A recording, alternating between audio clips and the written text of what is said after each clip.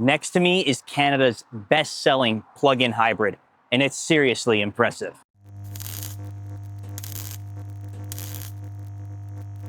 Tom here with Go Auto, and we're here at Mitsubishi's #1 PHEV dealer here in Canada, Go Langley Mitsubishi. And of course, next to me, we got the Outlander PHEV, a vehicle that combines safety, technology, versatility, and of course, electricity. And that all starts under this hood, because this vehicle has a 2.4-liter four-cylinder engine. It's pretty small for a vehicle this size. It's only making 131 horsepower. But Mitsubishi put the focus on the EV side compared to the gasoline like other hybrids. This vehicle has a high voltage battery of 20 kilowatt hours, and that's making over 248 horsepower.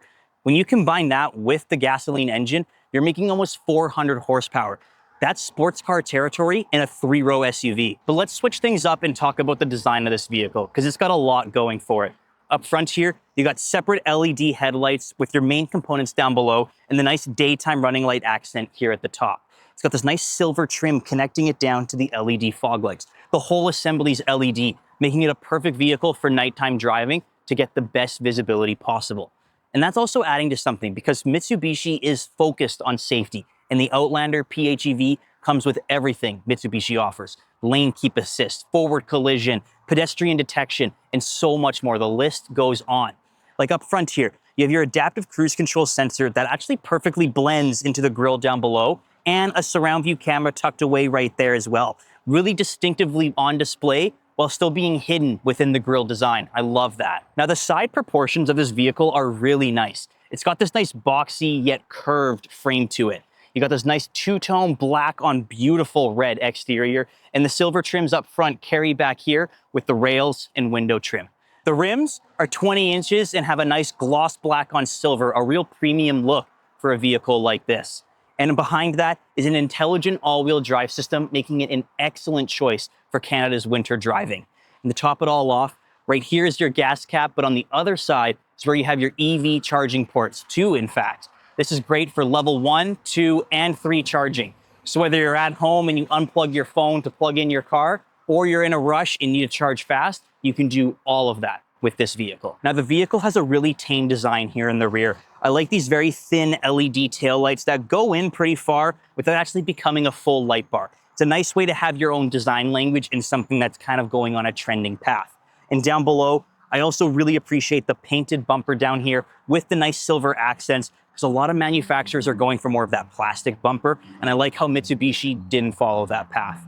One thing to note, the exhaust is actually hidden underneath the vehicle, and you kind of have this dual fake exhaust tip look design back here. Let me know in the comments what your thoughts are on that. But one thing I know that you're gonna love is the trunk space in this vehicle, because it's actually a 3rd-row vehicle and you get a lot of space back here.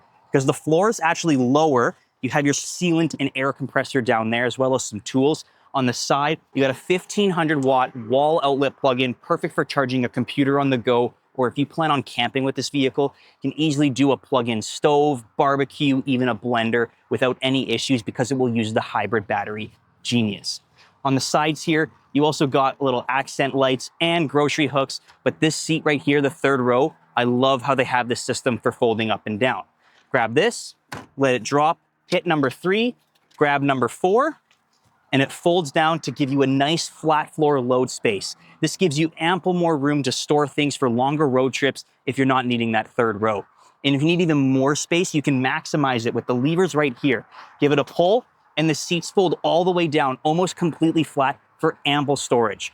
But if you need to bring the 3rd row back up, it's just as easy. Grab number 1, pull it up and over, and grab number 2. And I like how it's Velcro, so that way it's not gonna be flapping around.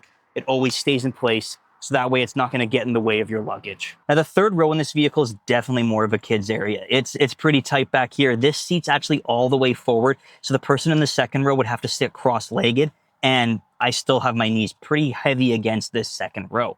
But back here, the kids have a nice bolstered seat to kind of hug them in nicely, and the backrest is pretty small to increase visibility for the driver, which is really nice. But if someone does end up sitting back here, you can fold this part up, which is basically a large headrest, to help give them that better support, because you can see I don't have it. For amenities back here though, you do get squared cup holders, which is perfect for either a phone or a cup. And up top here, there's a little slot, which is perfect for a little iPad mini or a phone of some sort.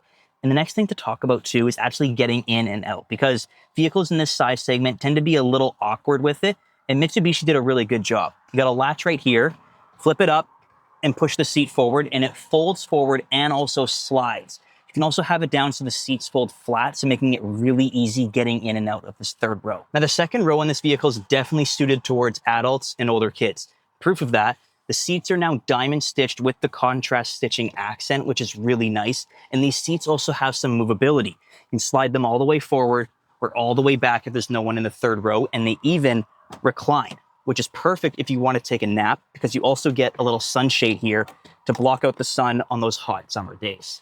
The middle also folds down to reveal your cup holders and a nice captain chair seating position. And in terms of amenities, you got heated seats and also climate controls back here, which is really nice, because if the parents wanted it at 22 and you're sweating like I am back here, you can bring it all the way down and make it nice and cold back here, which is really nice. You got USB-C ports down at the bottom and a good amount of storage too, not only in the door panel, you got a big cubby right here. This one's perfect for an iPad, and you can easily place a wallet or a phone right there. So on long road trips, you don't need to hold your phone and look down. You can have it right there, watch a movie on the go. Now, the front interior cabin in this vehicle is really nice. You get the same diamond stitch and contrast pattern here in the front seats as you did in the back, except these ones, I have to say, are really comfortable. They're almost like a lazy boy, in my opinion. Really nice. Right down here is your gear selector, and it goes forward for reverse and down for drive. P for park's just a button. And down below, I really like this feature. This is your drive mode selector, and it's finished in this nice aluminum-like casing around it, and you can spin it to whatever drive mode you want, putting it back into normal. And the button inside activates your terrain mode, which we'll keep off for now at a standstill. But as you change it, it actually changes your digital driver's display with a cool little image of the vehicle, which is really nice to see. This is the same material as well that you'll see on the climate control dials, changing the fan speed up and down, and your direction of airflow can be here, as well as your fan speed here in the middle. It's also a nice thing to say that you can also adjust the rear temperature from up here as well. So if the kids start messing around with it, you can shut it off on them, which is really nice. On the right side of it here, you have your auto hold feature and your parking brake with the cup holders right down here, and a center console that's a little bit on the smaller side, but honestly, you can still load up a lot of stuff there. You got a USB-C and USB-A port right there, including a 12-volt socket. But let's be honest here, you're probably just going to use that wireless charger because that's super easy to use. This steering wheel is really nice with fully wrapped leather that's also heated, but the 9 and 3 position has this nice golf ball dimpled texture to it that's really nice to hold on to and gives you a better grip on the road. On the left side is all your media controls and digital driver's display, which I'll get to in a moment. And on the right side is where you have your adaptive cruise control and a button that brings up all your safety features in the vehicle through the digital cockpit, as well as the heads-up display, which is a really nice touch.